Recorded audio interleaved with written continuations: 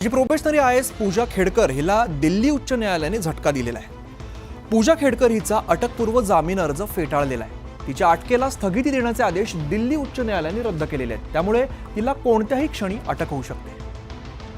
पूजा खेडकर यांचा अटकपूर्व जामीन अर्ज दिल्ली हायकोर्टाने फेटाळला। पूजावर UPSC परीक्षेत फसवणूक केल्याचा आणि OBC तसंच अपंगत्व कोट्याचा गैरफायदा घेतल्याचा आरोप आहे। जामीन फेटाळल्याने आता कोणत्याही क्षणी पूजा खेडकरला अटक होण्याची शक्यता आहे। UPSC ही प्रतिष्ठित परीक्षा मानली जाते। त्यामुळे पूजा खेडकर प्रकरण म्हणजे केवळ UPSCचं नाही तर संपूर्ण समाजाची फसवणूक असल्याचं निरीक्षण कोर्टानं मांडलं। या प्रकरणातील गुन्हेगारी कट उलगडण्यासाठी चौकशी आवश्यक असल्याचं सांगत हा जामीन अर्ज फेटाळून लावण्यात आलाय। UPSCच्या तक्रारीनंतर दिल्ली पोलिसांनी पूजा खेडकर विरुद्ध फसवणूक आणि बनावटगिरीचा गुन्हा दाखल केला होता। अटक टाळण्यासाठी पूजाने अटकपूर्व जामीन अर्ज दाखल केला होता। न्यायमूर्ती चंद्रधारी सिंह यांच्या खंडपीठाने 27 नोव्हेंबर रोजी या प्रकरणी निर्णय राखून ठेवला होता।